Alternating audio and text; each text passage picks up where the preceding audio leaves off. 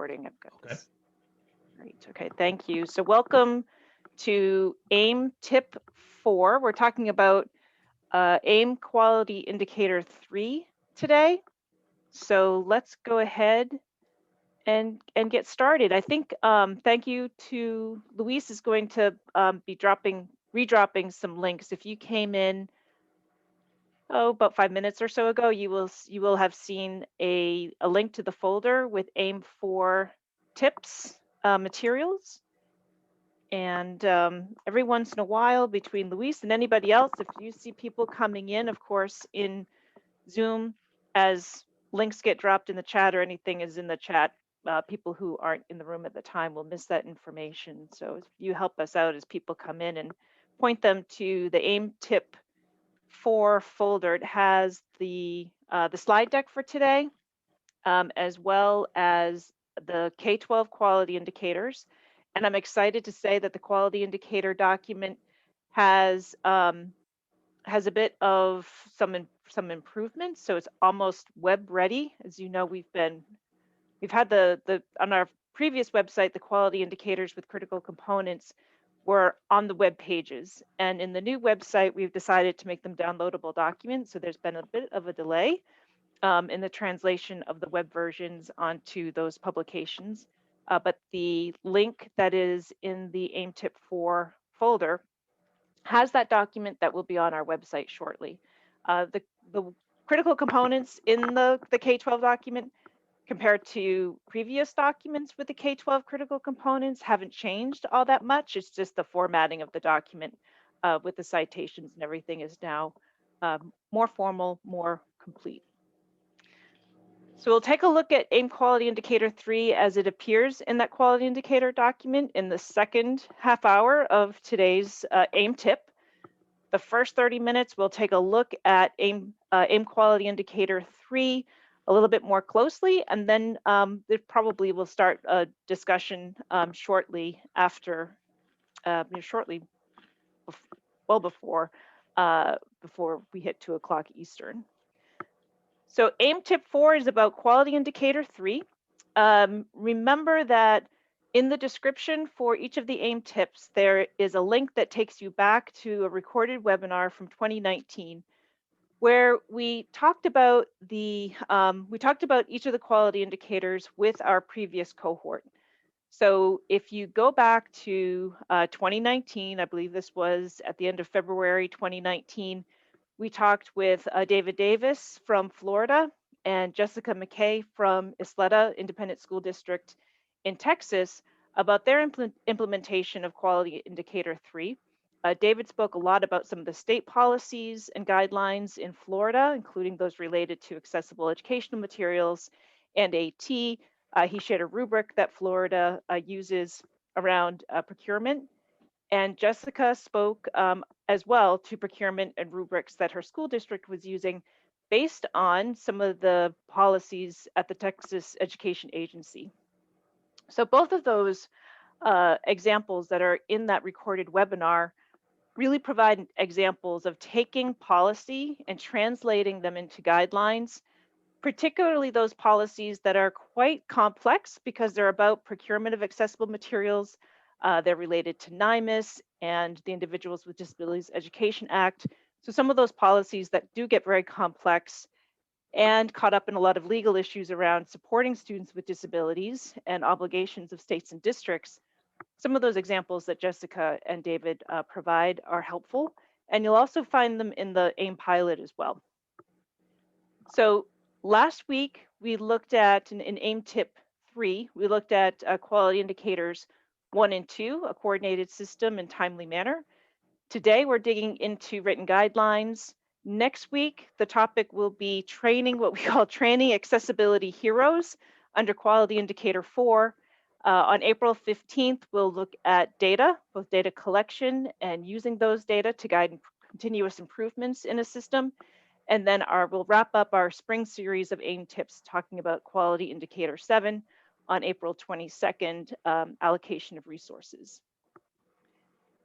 So remember that each quality indicator has a statement and then it also has an intent. Under quality indicator 3, the statement reads that the state kind of similar to quality indicator 1, starts with what the state is doing.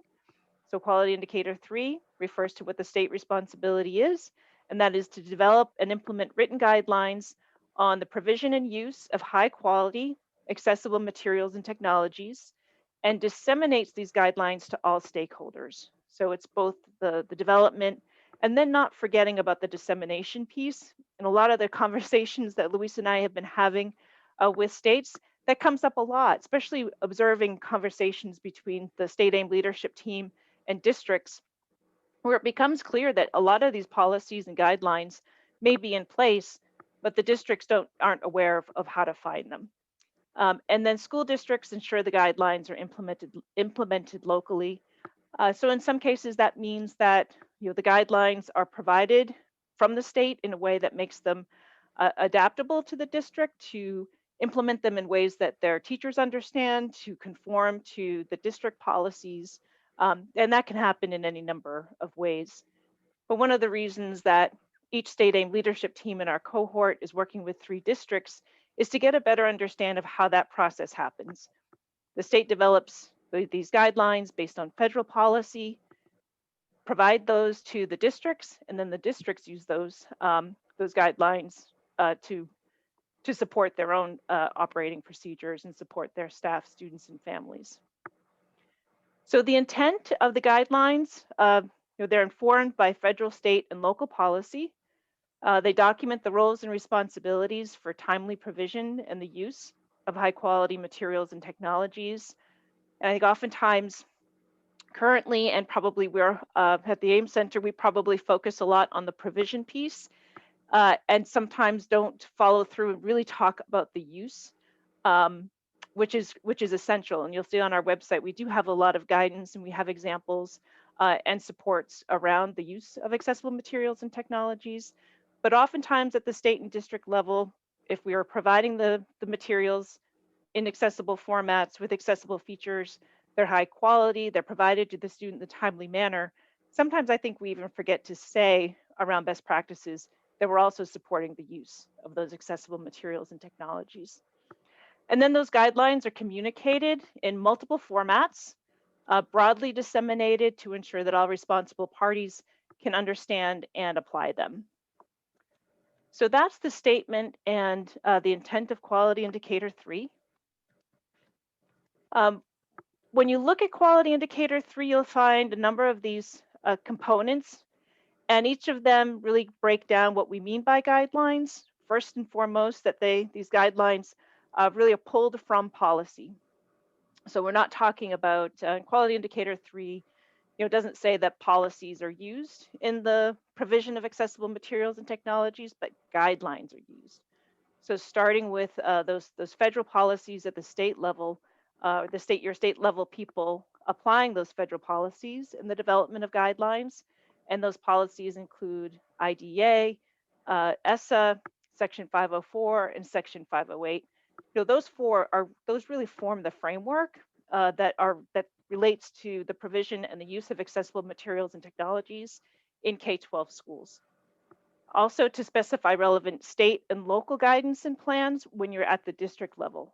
So if you're at the district level, some of those policies that you can pull from, in addition to the guidelines from the state, would be your state IEP form, your state performance plan, the state ESSA plan, and the state and local technology plans those are all sources of ways that you can take relevant policies and guidelines that are being used at the state and local level, and you can make accessibility material and technology guidelines align with those and also integrate them. So when somebody's looking at a state technology plan, for example, information, the connection to accessible materials and technologies built into that state plan. And then the same thing at the local level. So for district technology plans, to rely on the state plan for guidance on how do you ensure that accessibility is embedded within the technology in your system. Same thing with the district. District can create that local plan in a way that integrates and seamlessly inherently refers to accessibility as part of infrastructure, leadership, teaching, learning, and assessment. All can be embedded within the same technology plan. Another component under quality indicator 3 is to include best practices for procuring accessible digital materials and technologies for all students. So we know, as we talked about in quality indicator 1, the importance of having language around accessibility to be part of procurement policies, purchasing agreements, and that's the language that needs to be there. But then the guidelines would explain what's the process that goes into if there's a committee, a district committee, for example, that's going through a vetting process for a new curriculum. What are some of the guidelines for vetting for accessibility? Who are the, who has roles and responsibilities in that process? And what does that vetting look like as part of, embedded within the vetting for quality instructional materials? What does accessibility look like within that process, within those guidelines? Including the decision-making process for providing accessible formats. So starting with how does a team, whether it's an IEP team or a 504, or perhaps determining that a student needs accessible materials as part of MTSS in a system. But what does that decision-making process look like to determine that a student needs accessible formats, the process of selecting the format and acquiring those, and then of course, what are the guidelines for supporting the student and their family and the staff that supports them in using those accessible materials and technologies. Of course, delineating roles and responsibilities at all levels. So that ensures that along that pipeline from the selection of the material to the student, anybody who has some responsibility within that pipeline knows what their role is. And then those guidelines are ultimately made available in multiple formats, just like we do for accessibility. So are there videos, are there, could there be podcasts about guidelines related to accessible materials and technologies? These could be written in multiple ways. They could be available on a website, pamphlets, email, through multiple ways that these guidelines can reach not just staff, but also families, in addition to administrators. And also those other additional services that states and schools rely on. So for example, your state AT program, having access to these policies can also be really helpful. Okay, so I'm going to jump out and stop sharing the slide deck. And if it's gonna, and I'm sure probably Louise probably just dropped this link in the chat a moment ago, but I'll drop it again because I'm going to look at the document that has the quality indicators, the folder with the materials for AIM Tip 4 has both a slide deck and a document for the K-12 quality indicators. And we're really excited. If you came in a little bit late, the quality indicators document has been updated. It's been reformatted. It's about to be loaded onto our new website. So it looks a little bit different. It has, for example, it clarifies that our quality indicators are licensed under Creative Commons. So we don't always take the time to say this, but remembering that all of the resources that we provide are shared under a Creative Commons license. So it's share alike, meaning that you can take these materials and adapt them for your own use as long as that use aligns with the purpose, the spirit with which we develop them. So we develop our resources to support states, districts, and others in improving the provision of accessible materials and technologies and the use of those materials and technologies. And if you want to use that for the same, of course, you can adapt it. Just remembering to keep the credit to the AIM Center. But we, of course, really encourage everybody to take these quality indicators, any other materials that you use from the AIM Center as part of your projects, and make them your own. And I know, for example, Oregon, who's probably here, has already started to do that by adding additional quality indicators that are relevant to Oregon. So we are really excited to see when states and districts take this content and make it relevant to their settings. So here's quality indicator 3. Under 3.1, you can see where we have It really fleshed out from those federal policies, what is it about those policies that are really relevant to accessible materials and technologies? So under 3.1, the relevant federal laws include IDEA. So that's as related to the timely provision of accessible materials and technologies. Of course, the National Instructional Materials Accessibility Standard falls under IDEA 2004. The NIMAC falls under IDEA, as well as least restrictive environment and the IEP. All of those provisions fall under IDEA and would benefit from state and local guidelines on their implementation. The Every Student Succeeds Act, which is, of course, the Elementary and Secondary Education Act, that's as related to UDL because ESSA responds or includes references to UDL, particularly in assessment, as well as personalized instruction. Of course, both of those relate to accessible materials. Section 504 of the Rehab Act in terms of anti-discrimination for students with disabilities and 504 plans, and Section 508, which provides guidance on the procurement of accessible materials and technologies by agencies that receive federal funding. And then those state and local guidance and plans that you can build your guidelines off of. The IEP form that your state provides, of course, that will, in some cases, we know that those IEP forms have checkboxes for AT and AT being considered. Some have accessible instructional materials included in the IEP forms, but if they don't, including the consideration for AIM in the same process that AT is considered in the IEP can be a very useful format to follow. Your state performance plan, as related to the role of accessible materials in supporting positive outcomes. Assessments should be accessible for students with disabilities, for example. What is the role of accessibility in supporting transition? Making sure that when students graduate, their summary of performance includes references to how they've used accessible materials and technologies in K-12. Your state ESSA plan, that would be folded into your local guidelines, and then your state ed tech plans and your local ed tech plan, making sure that guidelines related to accessibility draw on those as well.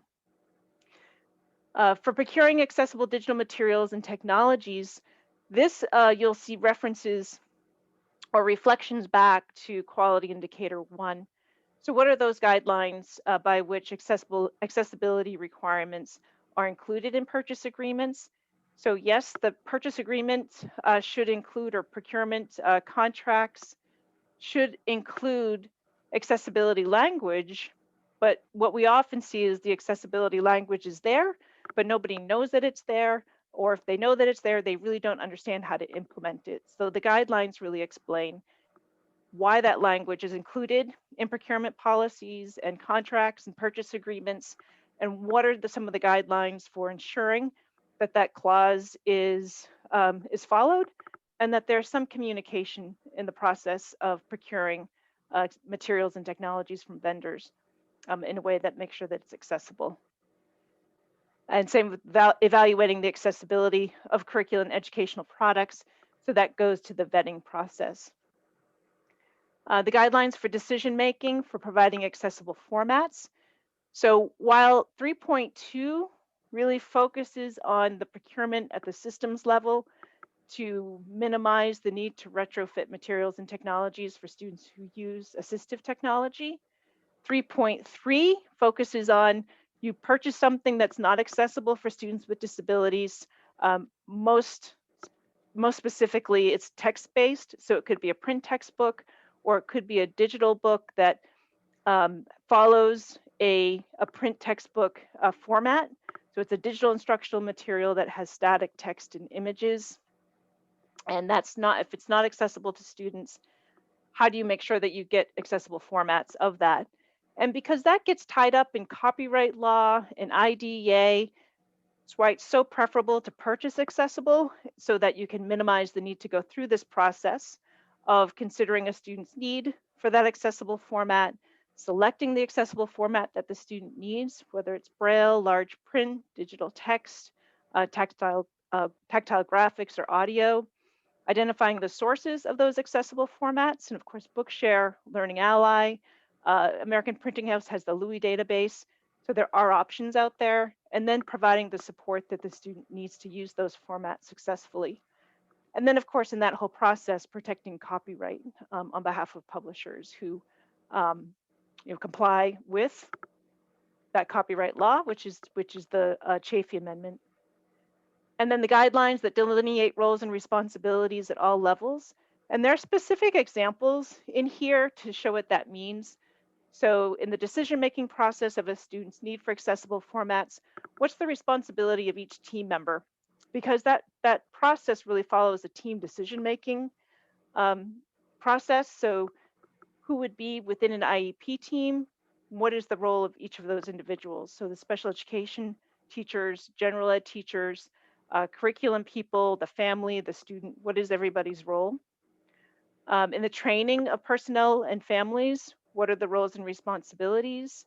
In the procurement process, anybody who's involved in procurement, especially when it's a large scale procurement that may require a committee at the district level that has multiple, it has representation for multiple departments, making sure that there's representation for students with disabilities, and that the people who may not work specifically with students with disabilities understand what accessibility means and have training in what to recognize in the process of selecting accessible. And then in addition to providing the guidelines, the state or the local agency can consider including responsibilities related to the timely provision within job descriptions. So within a job description, what is that particular person's role in ensuring accessibility? And then 3.5 is the guidelines that are made available in multiple formats, widely disseminated, and some examples of what that looks like. So multiple formats: print, large print, accessible digital text, closed caption and audio, described video, transcripts with any audio, and Braille. So you can see when we're thinking about multiple formats of guidelines for state and local personnel, we're really thinking about the same types of formats that we would provide to diverse students with a lot of learner variability. And then examples of the varied means for disseminating the guidelines.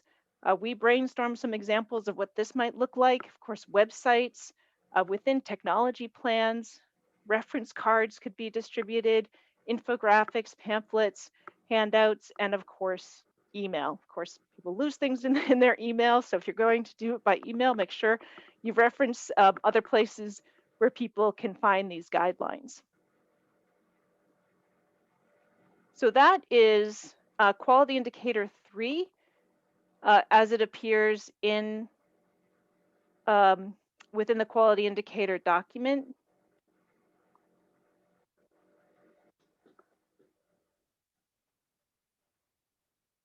And as a reminder, the other source for examples is in the recording from the February 2019 recording with David Davis in Florida and Jessica McKay in Isleta Independent School District in Texas. And the AIM pilot has some of these examples as well. Okay, so that is the tip. Those are the ways to be thinking about quality indicator 3, some of the rationale behind the critical components, why they were selected. And we want to hear from all of you about the guidelines that you're using, the guidelines you're developing. I know several of you have done your self-assessments on quality indicator 3. What are you finding? What questions do you have? So we're opening it up for discussion.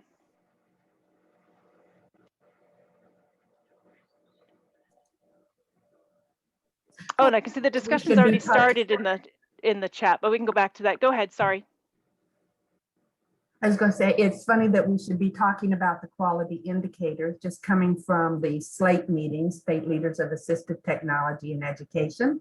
We were just talking about quiet indicators for, of course, assistive technology. So these topics are timely. And one of the main things that we could all agree on is that We know what this could be, but how do we move somebody from one spot to the next? The how that we do is crucial. So how, looking at what good looks like, guiding, and I know that we haven't dove deeply into the AIM pilot yet, and maybe there's a lot more in there that I need to be exploring, but it's first getting people to understand where they are. And, you know, I know that terminology and vocabulary is a huge part of this, because when we talk about AIM, always starting off and making sure that people are even on the same page for definition. When I started talking about the parent group, it was not part of their vocabulary at all. So if you're trying to get people on the same page, you know, just making sure that everybody starts, so simple to think to start back there. And some people might say, well, I've known this for a long time. But if you can't get everybody to agree on the definitions, the how is a challenge.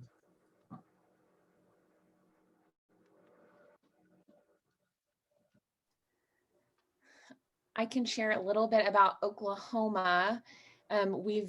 We had our participating K through 12 school districts do the AIM pilot with the information they had at the time. And several have been able to join the AIM Tip. So I think this is good for helping them learn more when they go through this cycle again. But one of the questions you asked, Cynthia, was where are they? And they varied from the not started on this quality indicator to in use by some staff or not in use and under development. So they kind of range. But we're approaching this by not tackling it right now and by laying some groundwork for it. And we were able to share with you on Monday, asking the districts these key questions like, who needs to know what? And what does your AT and AIM team need to know versus what does the general ed group and paraeducators need to know? And can you think about when you might share this information with them once developed at a PD day or things like that? And so we're just starting to have conversations about it. We're trying not to overwhelm them as we are still working on really quality indicator 1, the coordinated system. But those are some of the things we're doing now to prepare for the written guidelines to be addressed over time.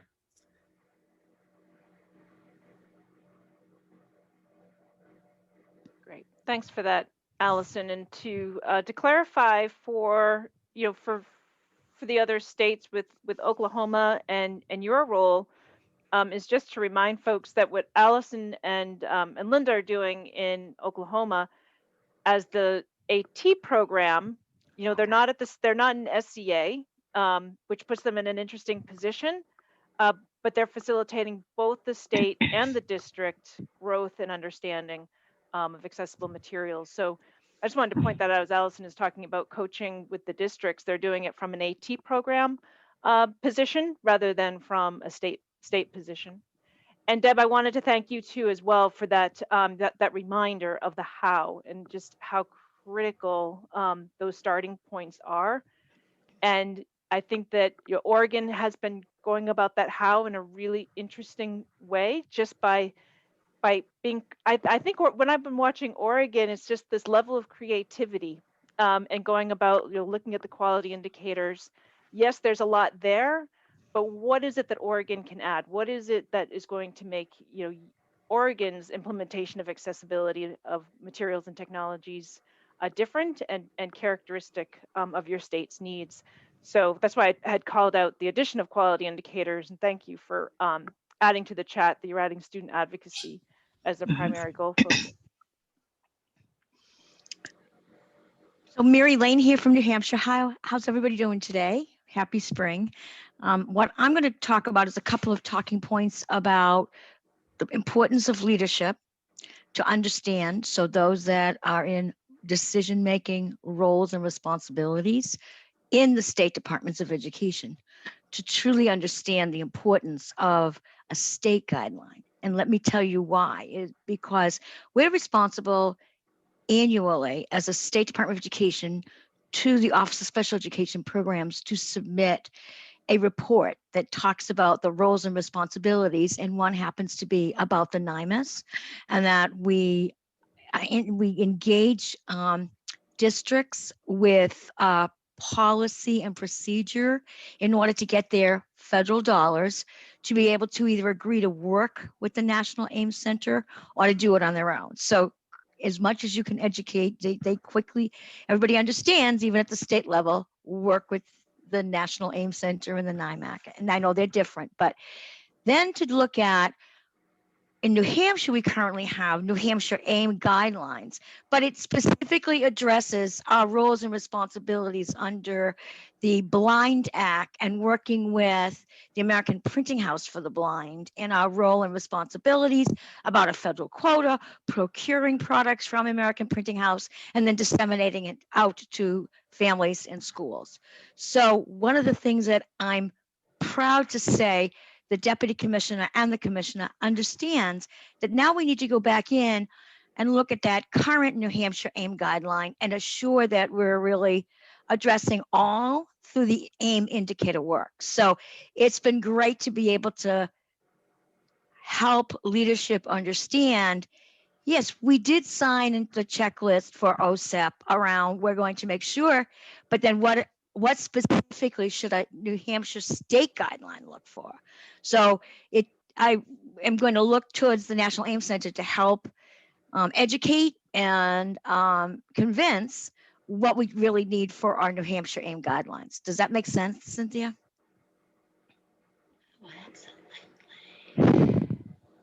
Yes, of course. And I also bet that you're going to be looking at the other 6 states too. Because we have resources, and we've been around a bit. I worked in the state of Maine on this work and consulted with Vermont and Delaware. And of course, there was the previous AIM cohort. But every implementation is going to be so different, which is why we're so excited to have 7 committed creative states working together. So you absolutely have the National Center here to provide resources and to be responsive. So as it becomes evident to us, particular resources that are going to be useful to any given state, and that's another reason why it's so helpful that every state's going about this differently and in somewhat of a different order, because as one state finds out, what we're working on timely manner, and we need to have better language on explaining why timely manner is important, more than just that it means at the same time. Could we have some illustrations, some demonstrations of what it looks like in practice? That's a dream of mine. So, not that anybody else is asking for that, but I think that would be super helpful to have. So these things that come up are ways for us to be, responsive. So we're listening to all of you and relying on all of you to help us identify those resources too. And to be honest with you, what the perfect thing is that our 3 districts realize that they want to focus on the guidelines. It would be nice if the state had a guideline for them to at least look at as a model and then see how it fits in their district level. So it's like, who comes first, the chicken or the egg? What comes first, right? Hi, this is Sarah Valley, also in New Hampshire. And I think it's interesting because when you're talking about the timely manner piece, Cynthia, I feel like, so in my prior role, I was in California at the Santa Rosa Junior College, and they had a very good system for that, but it involved so much background work. Student at the college level, students got to register for classes who had certain disabilities earlier than other students. And then there was a process and online forms where they could put in what classes, and it would auto feed in what books they needed. And we would, and so everything would happen the semester before. And I feel like in the K-12 system, that is so different, because a teacher may be working on something and decide we're going to use this book or change a plan, and or not necessarily think about how to give a student that media. And I think that when we talk about who needs to know what, sometimes we can make the mistake of thinking about, well, the special education teachers are the ones who need to know these pieces, but the regular ed teachers need to know what to request and what the process is to let people know what they're going to be reading next ahead of time, or what books go into their curriculum on the regular, so that we have those kind of ready to go.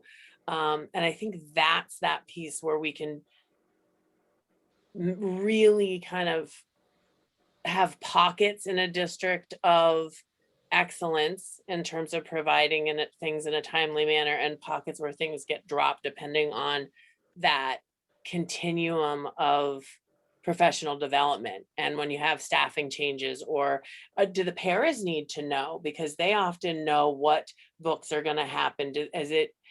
Are they empowered to reach out and say, hey, this is coming up, how do I make sure this kiddo has? Or can I be a person who can assign a book in Bookshare or in whatever place we're using, so that we make sure we're giving not too much information, but the right information on a continuum. Just my thoughts. Yeah, that's great, Sarah. And when you look at the guideline 3.4, which I think is what you're targeting, and you're expressing your concerns and your observations, there, 3.4 points out some of those examples, and I believe we even have paraprofessionals in there as an example. If they're not in here, there's in another place within the quality indicators. And it really is helpful to just kind of think about that systematically. Who provides materials and technologies to all students, who provides services to students with disabilities. And again, thinking about it from, we're talking about materials and technologies. It's different from teaching and learning. The materials, that there is instruction involved with materials and technologies, but we're really focused on functional access, physical, sensory learning. And there are techniques to make sure that students know how to use them, but just making sure that they're accessible in that physical, functional way is that first step. And who has roles and responsibilities across all of the different aspects of that. And I think the way you're thinking about that is really important. Gail, I know you've had your hand up. Well, I always want to hear what other people have to say, but I have something I've been thinking about a lot, and I wonder if other people have been thinking this way too.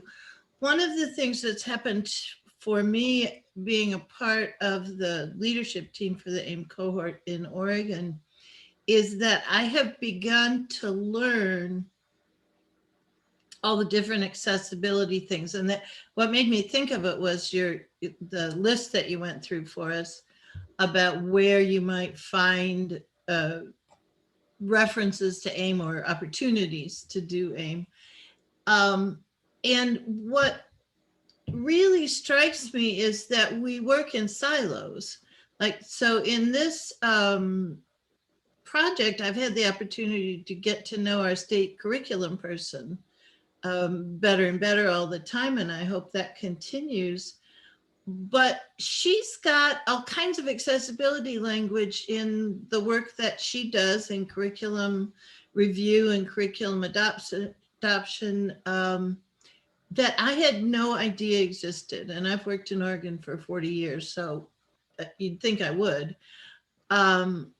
But the question in my mind these days, because I've learned about stuff like that in our instructional technology, in our curriculum adoption, in our transition stuff, there's all kinds of pieces of technology in each of those things. And what I've really begun to wonder about in this project is how do we make those connections so that that everybody knows about those options in our AIM guidance that we're helping our local districts creator that we might be creating on a state level, how do we make sure that curriculum is in that guidance and a link to the exact accessibility standards and things like that? So we've got huge silos at the state level is what I'm really learning more and more about. And I'm very curious about how you break those, not break them down so much as open them up so that when somebody needs to know what curriculum does about accessibility, they can get to that information easier. So what struck me in your list was there were lists of specific agencies and places, but if we don't somehow cross-reference those, I think we're missing an opportunity, I guess. So I don't know if anybody else is thinking about that, but I'd love to.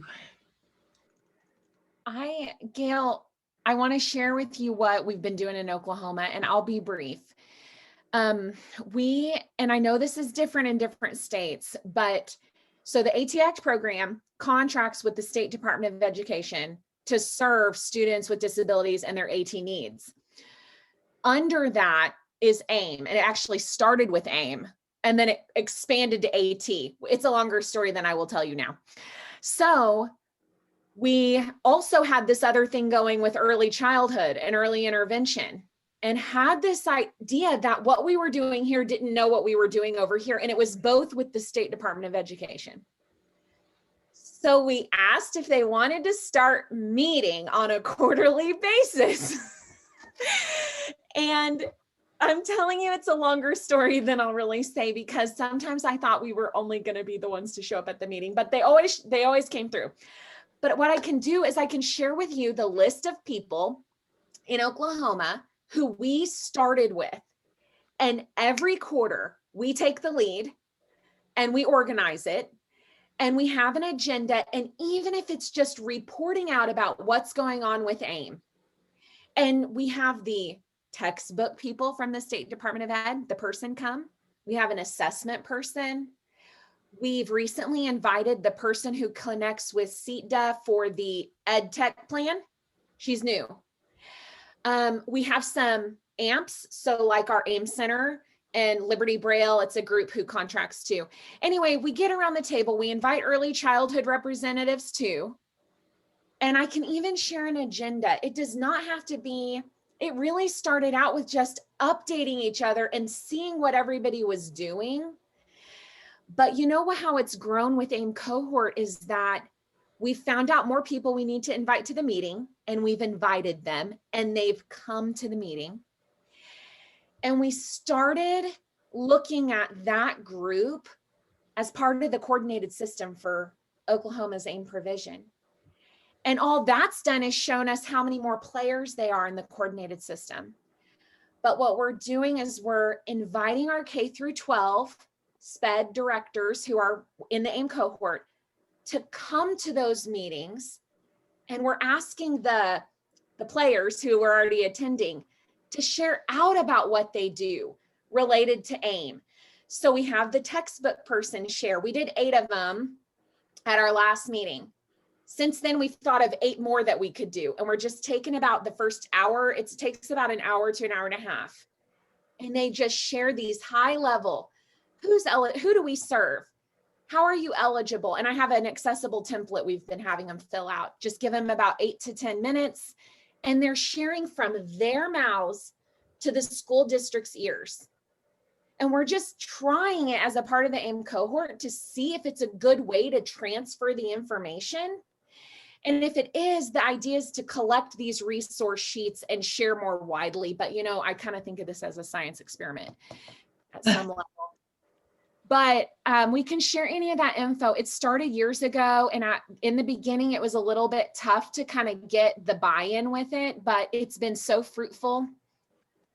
And it's kept us more on the same page. You know, one of the things I will say is that this AIM cohort project, in my mind, and Deb's here as our fearless leader, so she may want to chime in, but one of the things that this AIM cohort project has done for us is bring all those people to the table, and they come to all of our meetings, or, most of them do. I'm wondering if you have a vision for your next steps with this. If, as people have shared information and they say how they deal with accessibility or non-accessibility, what will you do with that information to make those connections? And, in our slate meeting this morning, one of the conversations turned to IEP documentation, the electronic data collection forms, and how even those aren't accessible, and how would we make them more accessible, and how would we create accessible formats of IEPs and things like that, which was a conversation I had not been involved in before.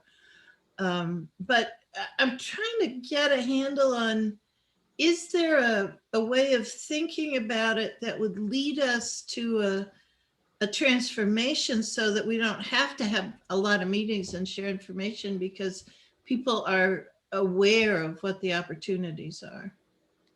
So do you have a vision for the future of this group that meets sometimes? The group, well, and we're kind of, because we were meeting and now we're folding an AIM cohort into that meeting, versus we were meeting as an AIM cohort and now we're folding those people in here. Uh-huh. AIM cohort's going for 4 years, and eventually we're hopeful that this will lead to systemic change. But having the meeting have a foundation outside of AIM cohort, and it's broad because it's AT and AIM. Basically, because of all the things we discuss in all of our meetings, our job is never done. Right. So really beyond that, the vision is literally ongoing collaboration with this coordinated system players. The next step is what we kind of started this out with, is letting people know that these resources are available and how they're to tie into them, which sort of keeps going into those written guidelines. We're trying to go down that path of, if they have the information and Oklahoma's coordinated system is developed at this level, and now school districts can tie into it, and early intervention providers tie into it, and career tech centers, I see Oklahoma, Sharon Baker on here, institutions of higher ed, we're trying to create it at this top level so that all can tie into this one coordinated system and ultimately be knowledgeable and implement and use. Mhm. But truly, as fast as we want to go, we're still at the part where we're identifying who the coordinated system is. And we want to not necessarily belabor any of it and have so many meetings, but we're already meeting and we're like, let's try this thing where we fold in this content to a meeting we're already having. Mhm. Honestly, ask me that again in like 6 months. Well, and it'd be great to have a conversation like that in 6 months when we're all a little bit farther along. Yeah. We were talking about timely manner a minute ago, and it really struck me that I want to go back now and look at our curriculum people, some of our data stuff and things like that, because we know in special ed there is a definition of timely manner and it's federal and we have to apply it. But I don't know whether there's a way to insert timely manner into a statement about accessible curriculum in the curriculum department, or I don't even know if there is one. So those are the kinds of big questions that this project raises in my mind, is have we connected with the information and the resources that we already have? Have we made people aware? So it'll be fun to see how we do that. I agree, Gail. Those are excellent questions about, it really gets at the heart of roles and responsibilities, and really at the heart, literally the heart of people understanding why they have that role. So if you're thinking about curriculum, we're really being inclusive and the success of all learners is everybody's responsibility, I think to Sarah's point, in her comments regarding you know, the the pressure that's placed on special education and paraprofessionals, really is misplaced. You know, they do have their role, and it's essential for the success of students with disabilities. But when, you know, most students with disabilities are spending 80% or more of their time in general education environments, we do need general educators, whether it's administrators or classroom teachers, to understand accessibility. It really needs to be shared. And when you're thinking about it legally, it's not a special, if a student, if a complaint is filed because a student doesn't receive accessible materials in a timely manner or isn't provided with instruction on how to use them, it's not the special education teacher that complaint is being filed against, it's the district. And you can be sure you could follow, you know, you can connect a lot of dots as to where the system broke down, and it's you know, typically not going to be special education because they're going out of their way daily to try to keep up with retrofitting and trying to compensate for inaccessible materials. So, you know, I don't know how that gets communicated in many systems where it's that the disconnect in some systems is so severe that I think it takes longer for these for people to, for curriculum to know it's a responsibility, let alone why it's important. Yeah, what I want to say though is you've given us an opportunity to make those connections in this project, and we've got curriculum on board, we've got tech, you know, IT on board, and Assessment. so assessment, all of those.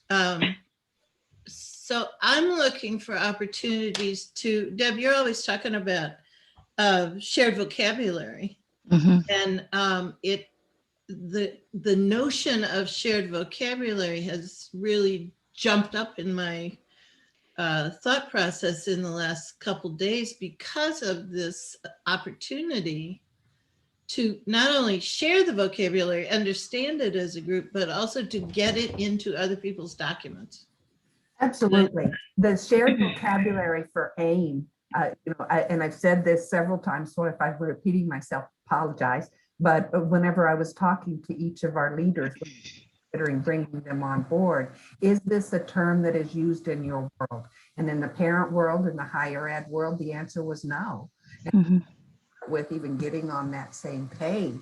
And so when we look at of all of the goals that we are looking at, I think that if we were able to get an awareness of what access really means, have that term from the top to the bottom. And we're looking at maybe doing a public service announcement on or cable to highlight what access really means. And we also know that when we're looking at some of our families and our demographics, a lot of folks now that we no longer have to get the physician statement, that is huge. Because now, you know, the onus is not on the family for that, particularly when the family may not have had the resources to follow through and not understand it, and often have, because of the demographics of we're hardworking, you just need to pull yourself up by your bootstraps and work harder. The idea that it's okay for my son to get alternative materials is not a bad thing. It's helping them find the tools that work. So there's lots of reasons, but just the acceptance of the role of access.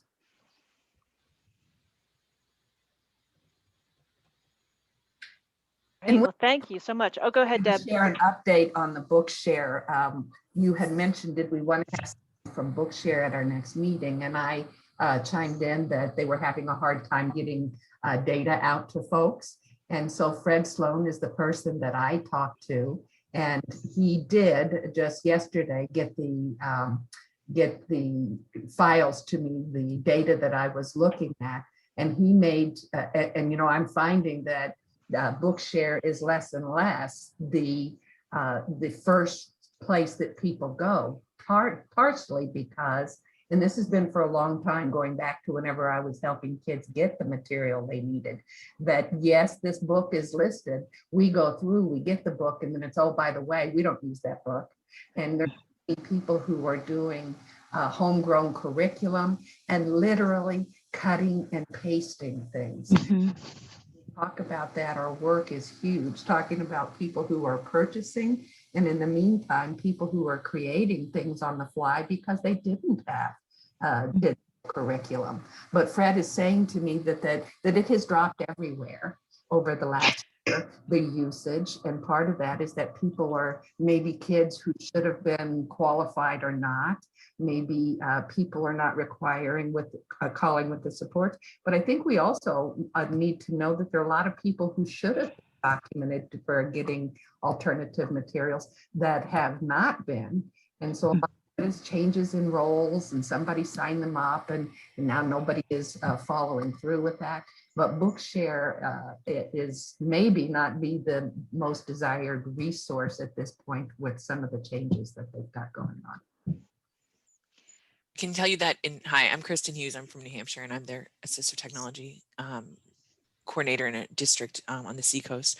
And I can say our Bookshare use has actually gone up over the past year or so, but only because we've discovered that read and write screenshot reader will read Bookshare aloud now if students are doing it on their laptop in Chrome, which was 90% of the issues with my middle school students was, I don't like how it sounds. Well, now I've got students listening to it with an Australian or British, whatever accent they want.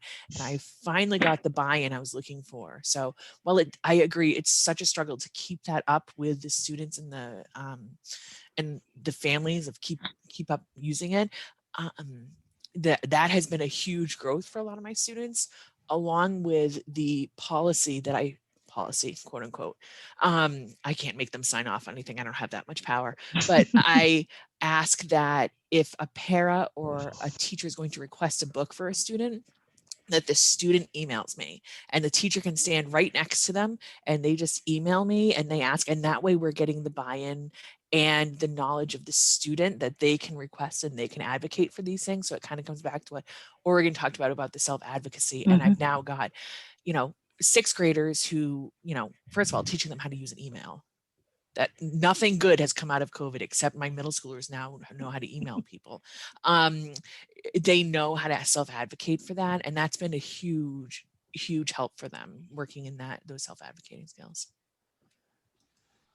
Great. Thank you so much for that, Kristen. I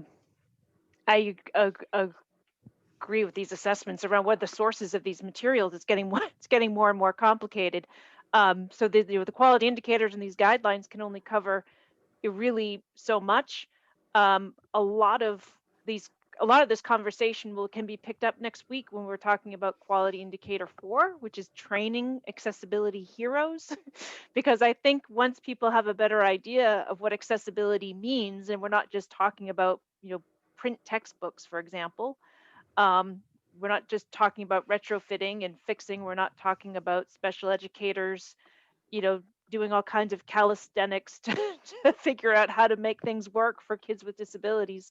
We're really talking about a system of accessibility, and how do we train accessibility heroes? How do we make sure, regardless of the source, that once it reaches students, it's going to be accessible for them. So stay tuned for next week. We're talking about quality indicator 4. I know we are actually now just a minute past time. You'll see in the chat that there is a link to a survey. So if you have to run, please grab this link. I'll also send it out I'm going to jump back to the key takeaways for those of you who have another minute to talk about the takeaways from today. But this link is also in the chat. It's research.net/r/AIM-tips. And this is a survey from Evergreen Evaluation. So I don't think Judy is here today to speak to this survey, but she's conducting this survey. We don't see the results. The AIM Center, Louise and I don't. She will share she'll obviously send us a summary of the results, but the data are being collected by Evergreen, and it's a formative assessment for us regarding these weekly AIM tips. we're just finishing, today is tip 4 of 7, and we'd like to continue these tips. So this was sort of a spring series of tips. We'll do one for the summer, we'll do one for the fall, and we just want to make sure that we're making the best use of everybody's time. And Judy has offered to help by conducting that survey. Should take you about 4 minutes or less. So the key takeaways from today, and please add, please be thinking about, I know these were the key takeaways pre-delivery of this AIM tip, and I think a lot of others have come up as people have processed and talked about guidelines and wider issues from each of your perspectives and settings. But really the key takeaways in general about quality indicator 3 written guidelines is that guidelines originate from policy. So that is your, policies are your sources for guidelines. Those are federal policies, state policies, local policies. Creating guidelines is an activity for cross-functional teams to ensure validity, reliability, readability, and feasibility. So again, thinking really inclusively that pipeline of, okay, what are the source of these materials? How do materials and technologies make it from wherever they start into a classroom or into a laptop or onto a tablet where students are using them, and who are the people who touch that process along the way, and plugging them in, making sure that they are represented in your guidelines. And then just knowing that written guidelines are essential for documentation and sustainability. Written guidelines, it doesn't sound very UDL, but we do know that when things are written, they tend to be formalized, they tend to be documented. So having them in a written format is really essential, but they're also needed in other ways. So, through video, through webinars, through podcasts, however, depending on some of these guidelines, you can get more creative than others. But even though they really need to be written for foundational purposes, they can be communicated through multiple means, and obviously they should be. So again, please take Judy said up to 4 minutes to take the survey. It will give us some good feedback as we wrap up the final 3 tips in this series, and as we look ahead to a next set of series. There's also a question at the end that she asks about what are some of the topics that you're interested in, and that of course is useful to us as well. So thank you very much, and thanks, Deb. So Deb, okay, great. So Deb dropped a note from Fred Sloan for the state leaders who haven't yet added your thoughts about an agenda for the bi-monthly meeting next week. Just know I haven't had a chance to look at that survey, so you have take until the end of today if you haven't. I'll look at it first thing tomorrow and get an agenda out. But Fred Sloan has agreed, believe to be there next week, so you can continue this discussion that Deb started around Bookshare data. How helpful is it? We can have a conversation with Fred about that too. Okay, thanks everybody. Have a great rest of your day. Thank you. Thanks, you too.